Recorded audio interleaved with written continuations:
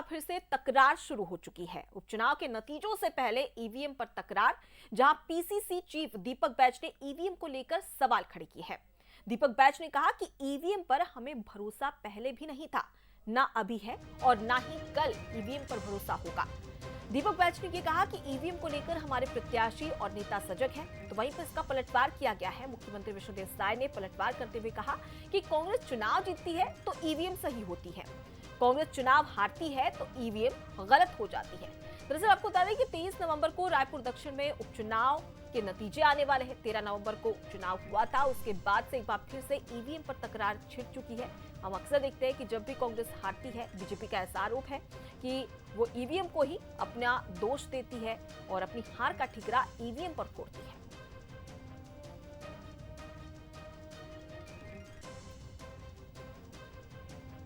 तो ईवीएम को लेकर एक बार फिर से जंग छिड़ गई है, जहां पर सत्ता पक्ष और विपक्ष में आरोप प्रत्यारोप का दौर शुरू हो चुका है।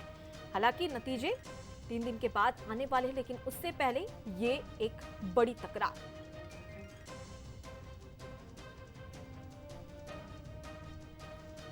ईवीएम पर तो भरोसा न पहले था, अब है न आगे रहेगा।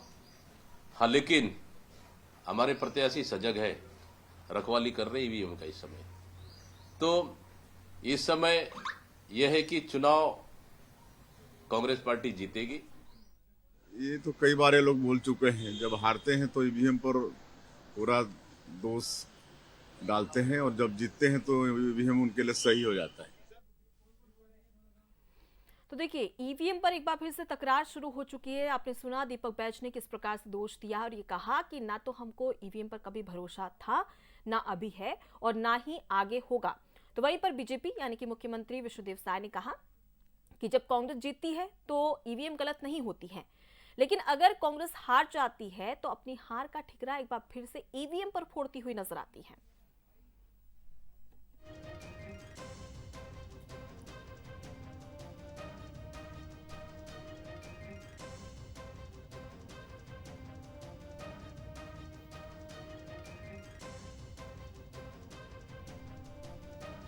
तो देखिए, काफी ज्यादा जंग छिड़ी हुई नजर आ रही है और दोनों ही मुद्दों पर यहां पर जंग छिड़ती हुई नजर आ रही है। लेकिन अब देखने वाली बात होगी कि इस पर बीजेपी और कांग्रेस की ओर से और क्या प्रतिक्रिया आती है और कौन कौन से ऐसे मुद्दे हैं जिस पर जंग छिड़ती हुई नजर आती है। लेकिन फिलहाल चलिए अब इसी खबर पर ज्यादा बातचीत कर लेते हैं। हमारे साथ में कांग्रेस से सत्यप्रकाश जी जुड़ चुके हैं, तो वहीं पर बीजेपी से भी हमारे साथ में प्रवक्ता जुड़े हुए हैं।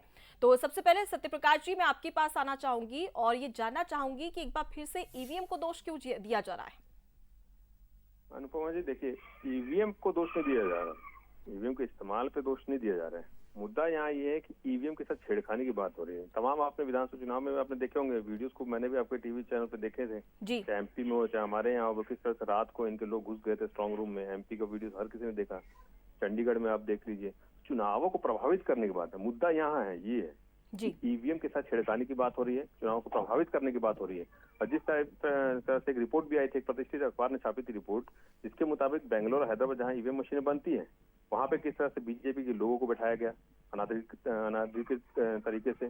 तो सवाल वहाँ ये उठता है कि छेड़खानी की बात है। इसलिए जैसे हमारे दीपक बैज जी ने बोला कि उनकी सुरक्षा की जा रही है, हमारे कार्यकर्ता रात भर सो रहे हैं, बैठ रहे हैं, देख रहे हैं, क्योंकि अवैध तरीके से घुसे नहीं। लेकिन बीजेपी तो यही कह रही है ना कि जब हारते हैं तब सवाल उठाते हैं, ईवीएम पर अपनी हार का ठिकरा फोड़ते हैं, लेकिन अगर जीतते तो फिर कोई सवाल नहीं खड़े करते। देखिए अनुपमा जी, एक बात मैं आपको याद दिलाऊं, अगर सबसे पहले ईवीएम पे किसी ने सवाल खड़ा किए थे तो इनके ही नेताओं ने किए थे। जीवी नरसिम्हा ने 2009 में तो किताब तक छापी थी, डेमोक्रेसी एट रिस्क। तो ये लोग ये बातें ना करें, ज्यादा बेहतर होगा। तो देखिए, इसलिए बोल, उसके बावजूद भी निष्पक्ष चुनाव यूपीए की सरकार में होते, ऐसा क्या हुआ कि 2014 के बाद से मुद्दा उठ रहा है, ये भी तो सवाल उठता है ना। आप ही के लोगों ने सवाल उठाया था और आज ईवीएम पे आ रहा हो गया इनके लिए। तो देखिए, वही हम बार बार बोल रहे हैं, ईवीएम से छेड़खानी की बात है। यहाँ बात यह है कि इनके कार्यकर्ता क्या कर सकते हैं, अवैध तरीके से किस तरह से ईवीएम के साथ छेड़खानी कर सकते हैं। चुनाव निष्पक्ष होने चाहिए, हुए हैं, हम इससे चुनाव आयोग को कोई शंका जाहिर नहीं कर रहे हैं, मगर महत्वपूर्ण सवाल ये है कि कोई भी ऐसी छेड़खानी नहीं होनी चाहिए ईवीएम के साथ जब तक 23 नवंबर को नतीजे नहीं आ जाते। चलिए ठीक है, हमारे साथ में बीजेपी से श्रीचंद सुंदरानी जी भी जुड़े हुए, एक बार उनसे भी प्रतिक्रिया ले लेती हूँ। सुंदरानी जी, जिस प्रकार से कांग्रेस हमेशा सवाल खड़े करती है और एक बार फिर से उपचुनाव और उसका रिजल्ट आने से पहले दीपक बैज ने ईवीएम को लेकर सवाल खड़े किए। देखिए अनुपमा जी, हमेशा हारने के पहले हार के बहाने ढूंढ लेते हैं। जी। जनता में ये मैसेज देने का काम करते हैं कि हम हारे नहीं है, करवाया गया है। वास्तविकता ये है कि ये चुनाव स्वयं हार गए हैं और इनका न संगठन का ढांचा है, न संगठन नहीं दिखता है।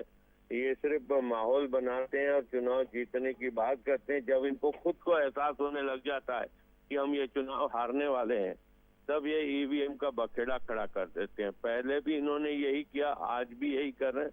और 2014 से जब से भारतीय जनता पार्टी का तेजी से ग्राफ बढ़ रहा है, जी। तब से ये सिर्फ ईवीएम का रोने लगे। ठीक है, अब देखने वाली बात होगी। 23 नवंबर का सभी को इंतजार रहेगा और ऐसे में पता चल जाएगा कि कौन जीतेगा कौन हारेगा। फिलहाल के लिए आप दोनों का बहुत शुक्रिया इस पूरे मुद्दे को लेकर एक प्रतिक्रिया देने पर। तो देखिए किस प्रकार से यहाँ पर सवाल खड़े एक बार फिर से किए जा रहे हैं और हर बार यही कहा जाता है कि जब भी बीजेपी या फिर कांग्रेस के बीच में ईवीएम को लेकर तकरार देखने को मिलती है तो कई बार सवाल भी खड़े होते हैं। और ईवीएम को लेकर अब बीजेपी ने यह कहा है कि कांग्रेस हारने वाली है, तो ऐसे में एक बार फिर से वही घिसी-पिटी बातें कर रही है, जहां ईवीएम को लेकर सवाल खड़े कर रही है और अब यहां पर एक जंग छिड़ती हुई इस पूरे मुद्दे को लेकर नजर आ रही है। दरअसल आपको बता दें कि रायपुर दक्षिण में उपचुनाव के नतीजे आने वाले हैं और बीजेपी और कांग्रेस के बीच में एक बड़ी टक्कर भी देखने को मिली थी, लेकिन जनता ने क्या फैसला किया है वो उस बात का सभी को इंतजार रहेगा। लेकिन उससे पहले ईवीएम पर तकरार लगातार जारी है। चलिए बात कर लेते हैं रायपुर की एक और खबर की।